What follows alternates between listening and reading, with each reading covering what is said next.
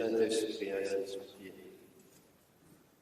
Cher Seigneur, cher Monsieur le Supérieur Général, chers confrères d'un sacerdoce, séminaristes, chers frères, chères sœurs, bien chers fidèles,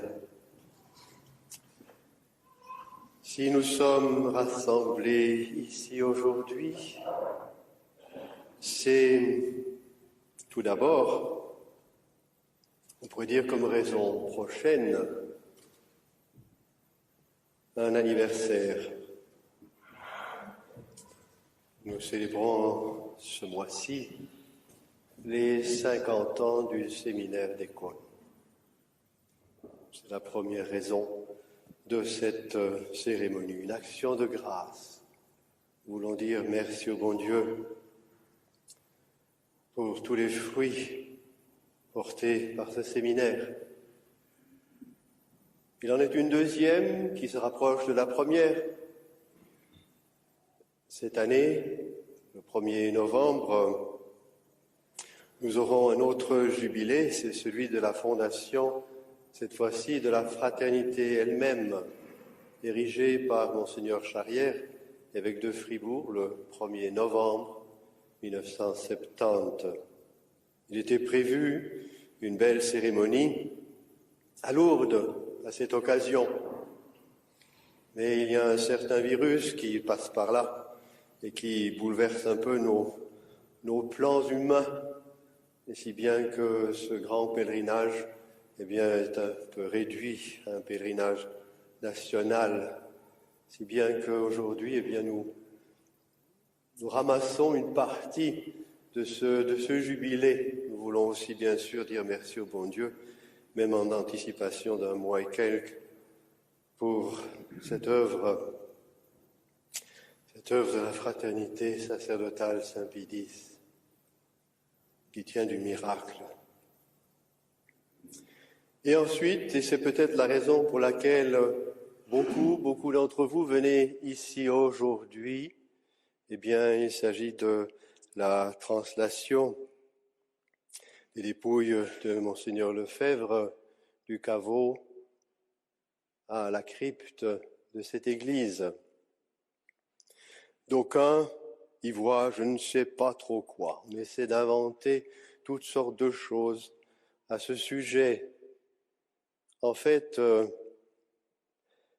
quand nous construisons cette église, donc au milieu des années 90, quelques années juste après le décès de Monseigneur, il est déjà prévu que, nous irons vénérer notre cher fondateur dans la crypte, ici.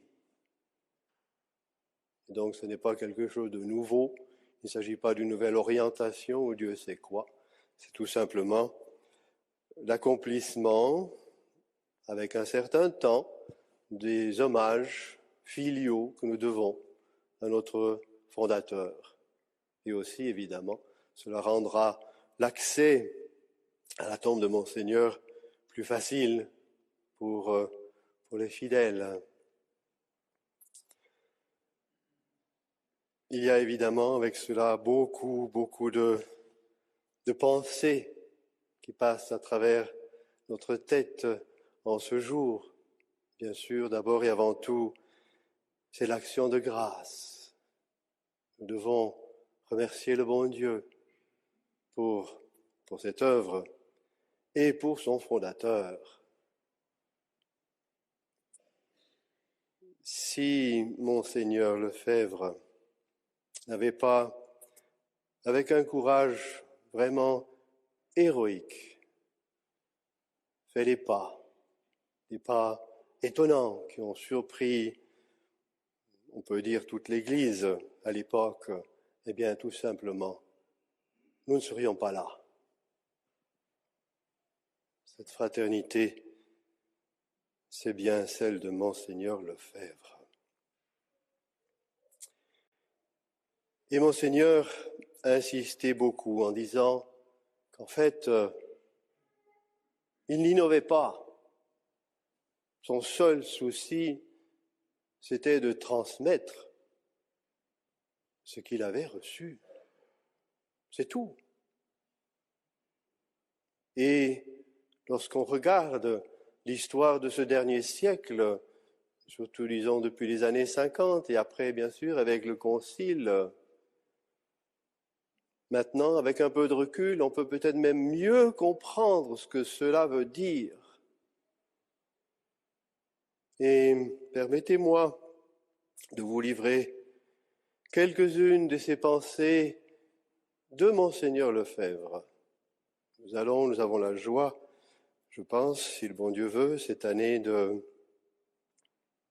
remettre à nos chers membres de la fraternité ce livre que Monseigneur Lefebvre lui-même voulait pour nous, qu'on appelle le directoire spirituel. Finalement, il arrive maintenant à achèvement et l'idée qui a dirigé ces travaux, je la trouve assez géniale. Il s'agit simplement et uniquement de paroles de Monseigneur, tout simplement. Et j'aimerais vous en lire quelques extraits qui résument la fraternité dans son fond, ce qu'elle est vraiment, et qui expliquent tout le reste.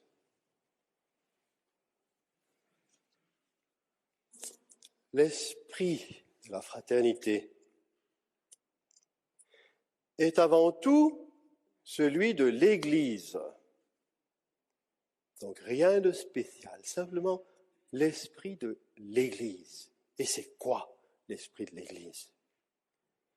Reconnu par l'Église comme société de vie commune, sans vœux, et comme fraternité sacerdotale, notre fraternité est hantée sur le tronc de l'Église et puise sa sève de sanctification dans la plus authentique tradition de l'Église et dans les sources vives et pures de sa sainteté, à la manière dont tant de sociétés reconnues par l'Église au cours des siècles ont fait croître et fleurir de nouveaux rameaux et ont porté des fruits de sainteté qui sont l'honneur de l'Église militante et triomphante. Toute l'Écriture est tournée vers la croix, vers la victime rédemptrice et rayonnante de gloire. Et toute la vie de l'Église est tournée vers l'autel du sacrifice.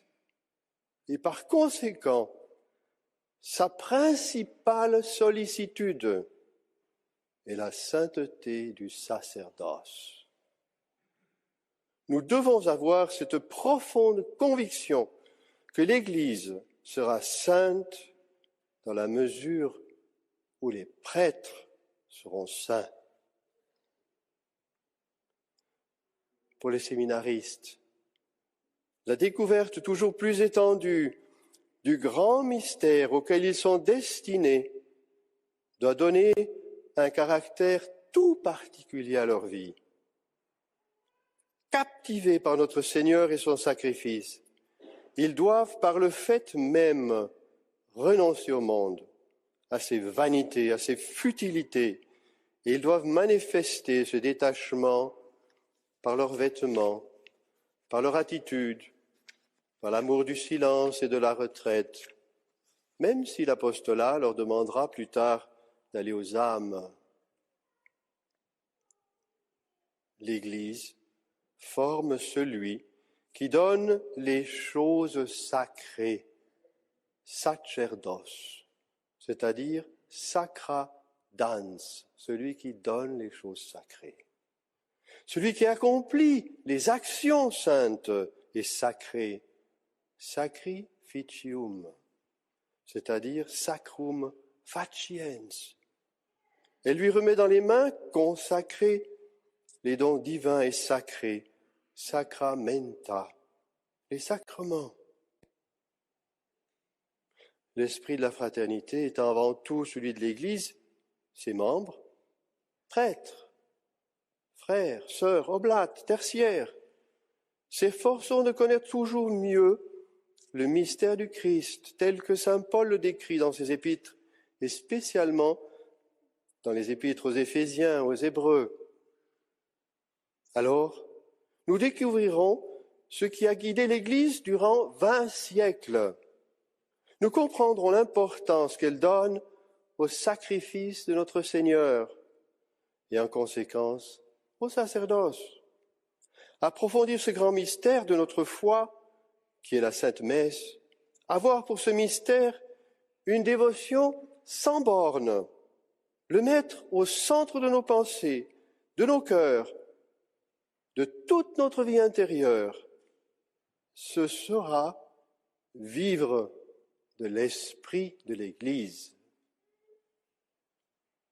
Profondément convaincu que la source de vie se trouve dans le Christ crucifié et donc dans le sacrifice qu'il nous a légué, les membres de la fraternité découvriront avec une joie toujours plus grande que l'épouse mystique de notre Seigneur, née du cœur transpercé de Jésus, n'a rien eu de plus à cœur que de transmettre avec une magnificence inspirée par l'Esprit Saint ce précieux testament. L'esprit de la fraternité, il y a pas mal de répétitions, mais je le fais exprès, est essentiellement un esprit sacerdotal, illuminé par le rayonnement du sacrifice rédempteur du calvaire et de la messe, mystère de la foi. Ce grand mystère, soleil de notre foi, nous est transmis par l'Église dans la liturgie, où, comme une mère, elle s'efforce de dévoiler les richesses infinies de ce mystère dans les actions, paroles, chants, ornements liturgiques, répartis suivant l'admirable cycle liturgique. La fraternité, anxieuse de vivre ce mystère, s'attache avec zèle à la connaissance de la liturgie et s'efforce de la réaliser dans toute sa beauté et sa splendeur. Seigneur, j'aime la beauté de votre maison, c'est le psaume 25. L'esprit de la fraternité est l'esprit liturgique. Le prêtre, avant tout, étant consacré pour le sacrifice, pour la prière publique de l'Église. La fraternité s'efforcera d'acquérir cet esprit liturgique dans toute sa profondeur pour vivre le mystère du Christ, s'offrant à son Père et offrant tout son corps mystique. Les splendeurs de la liturgie chantent Jésus crucifié et ressuscité. L'Église a su nous présenter et nous faire vivre de ces mystères d'une manière vraiment divine, qui captive les cœurs, élève les âmes. Tout a été aménagé avec un amour d'épouse fidèle et de mère miséricordieuse. Tout est sujet d'édification dans les lieux sacrés, dans les cérémonies, les ornementations, les chants, le choix des prières, du missel, du bréviaire, du pontifical, du rituel. Les membres de la fraternité alimenteront leur spiritualité à ces sources d'eau vive, telles que l'Église les offre dans la Sainte Liturgie, source incomparable de sagesse, de foi, de grâce, de vie ascétique et mystique.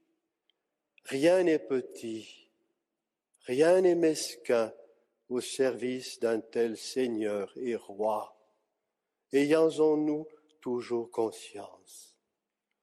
C'est un moyen très efficace d'apostolat. Si la liturgie est avant tout louange de la très sainte Trinité, offrant des sacrifices, source de vie divine, elle est aussi la plus vivante des catéchèses, la plus efficace. Heureux les fidèles qui ont des prêtres qui ont une âme éprise de la liturgie de l'Église. L'esprit de la fraternité, c'est l'esprit de l'Église, esprit de foi en notre Seigneur Jésus-Christ et en son œuvre de rédemption. Toute l'histoire de l'Église au cours des 20 derniers siècles manifeste les principes fondamentaux de l'Église, animés par l'Esprit Saint, l'Esprit de notre Seigneur. Le prêtre est au cœur de cette œuvre divine de renaissance des âmes, de leur divinisation pour leur glorification future. Toutes ses pensées, ses aspirations, ses actions doivent être inspirées de cet esprit de foi. Or, cet esprit de foi, est essentiellement un esprit de contemplation de Jésus crucifié et glorifié. Combien il est souhaitable que tous les membres de la fraternité aient soif de la vie contemplative, c'est-à-dire de ce regard simple et ardent de la croix de Jésus. Que tous acquièrent l'esprit de prière, de vie intérieure, à l'image de notre Seigneur lui-même, qui a vécu 30 ans sur 33 ans dans l'éloignement du monde. L'aspect profondément intérieur, spirituel, surnaturel de notre vie, de notre piété, l'aspect contemplatif de notre vie, c'est celui qui a justifié toutes ces fondations contemplatives, d'où l'esprit de prière de la fraternité, la nécessité des exercices en commun, de l'oraison. La conséquence de cette approche de Dieu dans son sacrifice rédempteur produira dans les âmes des membres de la fraternité les mêmes effets, toutes proportions gardées, qu'ont ressentis les âmes privilégiées qui ont reçu les stigmates de notre Seigneur. Les effets sont doubles. Les premiers conditionnent les seconds et en sont la source. Ce sont les aspects contemplatifs. Désir ardent d'oblation totale comme victime en union avec la divine victime. Amour de Dieu, de notre Seigneur jusqu'au sacrifice de soi. Abandon total à la sainte volonté de Dieu. Union ardente au cœur transpercé de notre Seigneur. Si la contemplation est un regard d'amour porté vers Jésus crucifié et glorifié, elle transfère l'âme dans les mains de Dieu. Et cela ne peut se réaliser que par un complet abandon de notre volonté dans les mains de Dieu, c'est-à-dire une obéissance consommée à sa sainte volonté. Volonté signifiée par Dieu et ceux qui participent légitimement à son autorité et usent à bon droit de cette participation. Volonté de bon plaisir, manifestée par Dieu lui-même dans le cours des événements qui nous touchent au cours de notre existence, maladie, épreuve. Méditons ces grands enseignements de l'Église et efforçons-nous dans les circonstances de notre vie de les mettre en pratique. Cela suppose de nous une grande humilité. C'est ce qui explique la spiritualité bénédictine tout entière, fondée sur la progression dans la vertu d'humilité. Contemplation, obéissance, humilité, ce sont les éléments d'une même réalité, l'imitation de Jésus-Christ et la participation à son amour infini. Les effets de l'esprit d'amour qui s'est manifesté sur la croix et continue de se manifester à l'autel et dans l'Eucharistie ont tendance à éloigner l'âme du monde, à lui faire mépriser les choses passagères pour s'attacher aux éternelles, les choses matérielles pour s'attacher au spirituel. L'âme éprouve une grande horreur du péché, une contrition profonde de ses fautes, un désir immense d'expier pour elle et pour les autres. Il faut rendre grâce à Dieu de nous communiquer son esprit d'amour et de victime pour la gloire de Dieu. Les membres de la fraternité mettront à la base de leur zèle missionnaire et apostolique qu'ils ne sont que des serviteurs inutiles, que notre Seigneur Jésus-Christ pourrait très bien se passer d'eux, mais qu'il veut se servir d'eux et que c'est un honneur qu'ils ne méritent pas. Ils demeureront toujours dans cette profonde conscience de leur néant et du tout de Dieu, faisant uniquement confiance en sa grâce, l'apostolat étant essentiellement une œuvre surnaturelle de grâce. Munis de ces convictions, ils iront courageusement vers les âmes qui les attendent, qui leur sont confiées. Ils prêcheront avec confiance en invoquant le secours de notre Seigneur et de la Vierge Marie. La prédication doit être simple, convaincue, qui édifie et entraîne les âmes à se convertir vers Dieu. Si les âmes ne viennent pas, allez à leur rencontre avec un cœur compatissant, humble, confiant dans la grâce, sans acception de personne. Ils éviteront toute forme de domination, de mépris. Ils se feront tout à tous, prenant garde de tomber dans l'erreur de ceux qui pensent qu'il faut adopter le langage grossier et les allures vulgaires de certains milieux. Même ces gens attendent de nous une attitude simple, bonne, mais toujours digne de notre sacerdoce. Voilà, en quelques paroles, on pourrait continuer. Mais voilà ce que mon Seigneur attend, veut de ses prêtres en fondant la fraternité. Comprenez bien, c'est vrai que lorsqu'on dit fraternité, lorsqu'on regarde ce siècle, encore une fois, on voit un immense combat. On voit une révolution dans le monde et dans l'Église, et on voit un Monseigneur Lefebvre qui s'oppose à cette révolution, même jusqu'à Rome, et qui fait aussi, bien sûr, l'histoire de ces derniers 50 ans, c'est vrai. Mais ça n'est pas l'essentiel. Des combats, il y en aura toujours dans l'Église militante. Les combats dans l'Église, ça commence pas avec Vatican II. Ça commence avec la crucifixion de notre Seigneur. Et ça durera jusqu'à la fin des temps. Quand ce combat-là sera terminé, il y en aura d'autres. Il faut se faire absolument aucune illusion là-dessus. Mais cependant, il me semble, et ce sera notre dernier point, un regard sur la Sainte Vierge, la Sainte Vierge Marie peut nous donner une idée, disons, correcte de ce combat qui, bien sûr, marque ces années. Regardez la très Sainte Vierge Marie. À quoi pense-t-on lorsqu'on dit la Sainte Vierge Marie? On pense, bien sûr, à la toujours Vierge, mais on pense surtout à la Mère de Dieu. Et lorsqu'on dit ça, on pense à la miséricorde, on pense à la douceur. Et tout ça, c'est parfaitement vrai. Mais c'est son amour de Dieu total, qui va faire d'elle celle que l'Église salue comme terrible, comme une armée rangée en bataille.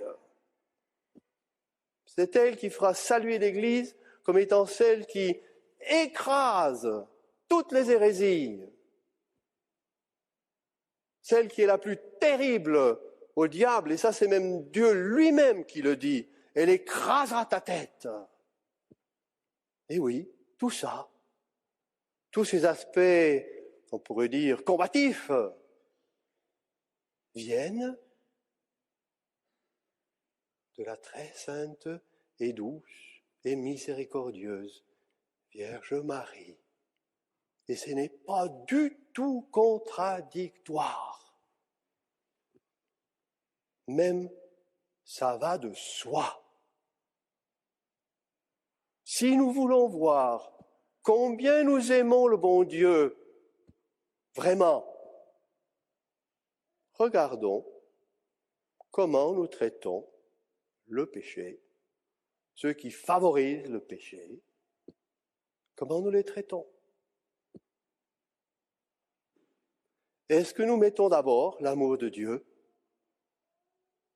Est-ce que nous sommes d'accord de comprendre que dans ce combat qui est un combat spirituel,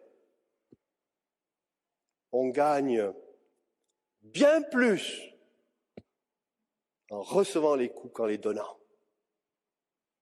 Regardez notre Seigneur. C'est en se voulant clouer à la croix qu'il opère sa rédemption. C'est un aspect, bien sûr, qui ne nous va naturellement, donc ça ne correspond pas à notre nature humaine. Mais combien vrai. Encore une fois, nous ne sommes rien comme petits bouts d'hommes, mais unis à notre Seigneur, unissant nos humiliations, nos contradictions, nos peines, tout ce que le bon Dieu permet, en les unissant à sa sainte passion. Alors tous ces actes qui sont complètement dépréciés par le monde prennent une valeur de puissance contre l'enfer et aussi une valeur de rédemption extraordinaire qui nous a rappelé par la Sainte Vierge à Fatima, s'il y a tant d'âmes qui tombent en enfer, c'est que personne ne veut se sacrifier pour elles. Et justement la messe qui appelle notre union au sacrifice de notre Seigneur nous rappelle cette vérité. Cette église est dédiée au cœur immaculé de Marie. C'était la volonté de Monseigneur Lefebvre. C'est lui qui a demandé cela. Et on voit bien, c'est lui-même qui l'a dit, que la très sainte Vierge Marie, c'était l'étoile qui a guidé toute sa vie. Et ainsi, c'est pour nous une immense joie de pouvoir amener aujourd'hui, ou si on voulait comme ça, réunir Monseigneur à la crypte de cette église dédiée au cœur immaculé de Marie.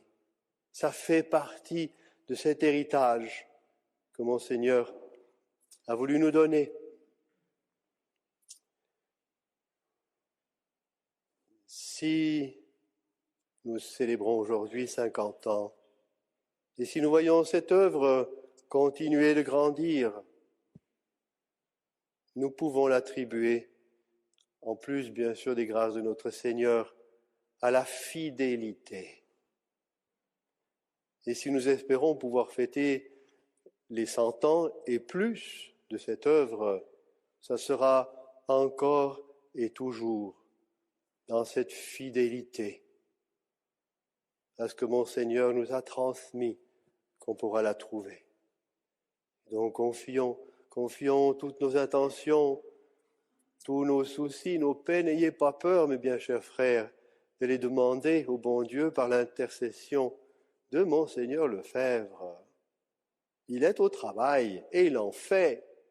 Et si vous ne me croyez pas, essayez, tout simplement. Vous verrez. Oui, bien sûr, nous demandons à la très sainte Vierge, au cœur immaculé, mais aussi à Monseigneur Lefebvre, de nous aider à cette fidélité, pour la plus grande gloire de Dieu, pour le salut des âmes, ainsi soit-il. Au nom du Père et du Fils et du Saint-Esprit, ainsi soit-il.